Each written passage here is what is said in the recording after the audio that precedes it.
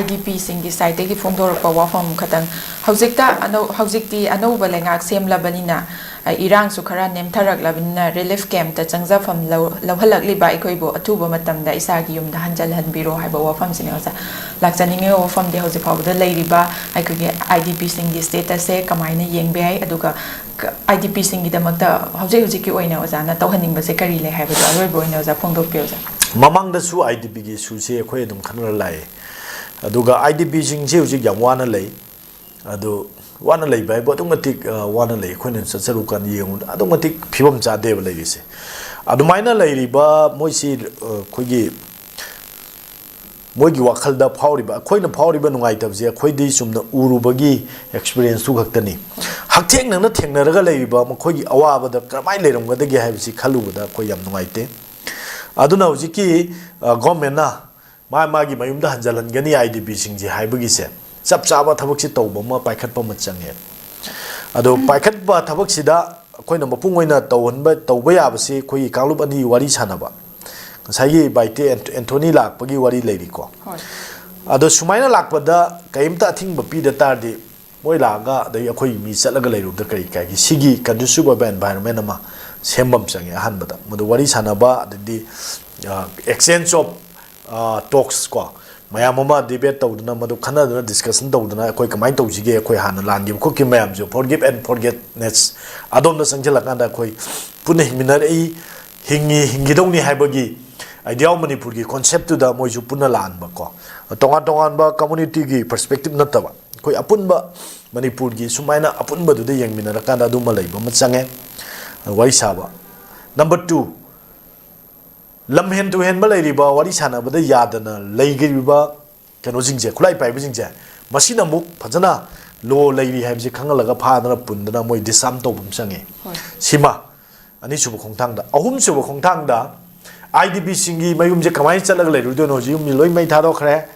adagi ayum do loi takhai raga so sampur gi khumuja ma mai tele kai ga du koi gi football playground semdo khre hai ni aduda kamai leido no adoi tardi government amadu chalaga nangi lamda hana leiriba pata se government record loi leiba ngatani hai inu yengaga moi gi yumdu sabina bi thawrang ma tawbam change ba halan ba koi moi changdring heda wari sana na moi gi infrastructure mayam yum leina na ba shelter singdu sa khotana semba gi thabak se hoji bo ma tawu de ba simale re adu ko loina na ekoi adugi lo leire facility mayam leina na ba khona ba mayam do leire ha kan da khoi IDP sing mai handoi ni madu sukong tawdana dum khoi gi ngai raga dum leiba dum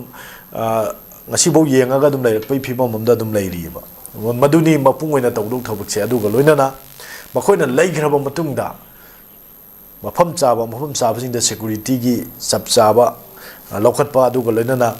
hana lerami ba community samna khulam da lekai am da taminar leise loi khangna sana ba loi oidoi ba ada khangna sana ba to ba community or su ato ba community manadra ga su khunda minari ba jingje khoi dum khangna sana ba dum loi lei haidai khangnei ko aina leri ba jum ji su ai khoi gi maitai pangan gi hek thangnari ne khoi su loi khangnei hai tare khoi da sadok sasin da dum ba du hanjan na ba da khoi du tore nan sauna su adu so khoi di sauna ba ya de ko hai ba do hai raga phamin raga samin raga dum to ba ya ba ko adumaina government na arrange tawgadabani adu tawdana haiba thorang jing yam ta yaudana akhoi ekta akhoi changhan ni na pangai da haiba duna yaroi aduna taki march phau manung da di changhan ba loi ni march phau nu yum cha loi ngamdra ba yum cha bi elizam ru sahim change ba adu kai mo makalgi thamam da di tawdraga akhoi da sin da pangai haiba akhoi ju tawri ba man na ba na ko man ba sa ba se masi thabak tokpiro sine akhoi hai jai se phajana umtang tawbiro aduga koi asaba ne hena male do koi sumang lila da dei film da sab se mali dna opsha ga sara ju doctor sara ju engineer sara ju male do advocate sab ju advocate koi de hena male ba admai to na man bai thabak se to kana da aseng ba reality ko action no num to bio sini koi ai se government da I appeal to the new government popular government Mr. Khemchan honorable chief minister of Manipur ana thabak phana to mana hek pai ko ho de ho ju ba se war putting the sole leptana lambi sema maya lambi ga se ban satpa ya ponte khoi satpa da lambi se semja le di se gi phal manung gi semai swain tawriba dagi se a da se wangu da kumbi da satana ara pra ma pham adai nahan ai keno da sunu sa sarui lambi pra ya hodre legal awareness ki resource person ꯑꯣꯏꯅ ꯆꯠꯆꯔꯨꯕꯗ ꯑꯗꯣ ꯑꯩ ꯐꯦꯁꯕꯨꯛꯇꯁꯨ ꯊꯥꯒꯠꯈꯤꯕꯅꯤ ꯍꯥꯏꯔꯤꯕ ꯂꯝꯕꯤꯁꯤꯡꯁꯦ ꯑꯃꯨꯛꯇꯪ ꯃꯟ ꯁꯦꯝꯕꯤꯌꯣꯕ ꯁꯦꯝꯕꯤꯔꯣ ꯁꯤꯁꯨ ꯐꯖꯅ ꯁꯦꯝꯕꯤꯔꯣ ꯑꯗꯨꯒ ꯂꯣꯏꯅꯅ IDPꯁꯤꯡꯒꯤ ꯂꯩꯅꯅꯕꯒꯤꯗꯣ ꯉꯁꯥꯏꯒꯤ ꯆꯤꯟꯅ ꯍꯥꯏꯕ ꯅꯠꯇꯕꯤꯗ ꯌꯨꯝ ꯁꯥꯕꯤꯔꯣ ꯌꯨꯝ ꯁꯥꯕ ꯆꯪꯗ ꯀꯩꯗꯧꯔꯛꯏꯗꯣ ꯑꯝꯇ ꯌꯦꯡꯁꯤ ꯑꯗꯨꯒ ꯊꯤꯡꯉꯛꯏꯕ ꯃꯤꯁꯤꯡꯗꯨ ꯀꯔꯤꯒꯤ ꯊꯤꯡꯉꯤꯅꯣꯗꯣ ꯑꯗꯥꯏꯗ ꯐꯥꯔꯒ ꯋꯥꯔꯤ ꯁꯥꯟꯅꯕ ꯌꯥꯔꯦꯅ ꯑꯗꯨꯏꯗꯤ ꯁꯣꯂꯨꯁꯟꯗꯨ ꯂꯥꯛꯀꯅꯦꯕ ꯑꯗꯨ ꯅꯠꯇꯗꯅ ꯆꯤꯟꯅ ꯁꯨꯝ ꯍꯥꯏ ꯂꯩꯕꯗꯨꯅꯗꯤ ꯃꯇꯝꯗꯨ ꯌꯥꯔꯣꯏ ꯃꯇꯝ ꯂꯦꯟꯕꯩ ꯊꯕꯛ ꯇꯧꯕꯤꯔꯅꯨ your time is also very limited only 1 yearꯅꯤ ꯑꯩꯈꯣꯏꯒꯤ ꯑꯅꯧꯕ ꯒꯣꯔꯃꯦꯟꯁꯤ ꯒꯤ ꯃꯇꯝꯁꯦ 1 yearꯁꯤ ꯐꯥꯖꯤꯜꯂꯛꯇ꯭ꯔꯕꯅꯤ ꯍꯧꯖꯤꯛ ꯐꯦꯕ꯭ꯔꯨꯋꯥꯔꯤ ꯂꯣꯏꯁꯤꯜꯂꯛꯀꯗꯧꯔꯕꯅꯤ ꯑꯗꯨ ꯐꯦꯕ꯭ꯔꯨꯋꯥꯔꯤꯒꯤ ꯅꯠꯇ꯭ꯔꯒ ꯖꯅꯋꯥꯔꯤꯒꯤ ꯑꯔꯣꯏꯕ ꯁꯔꯨꯛ ꯅꯠꯇ꯭ꯔꯒ ꯐꯦꯕ꯭ꯔꯨꯋꯥꯔꯤ ꯑꯍꯥꯟꯕ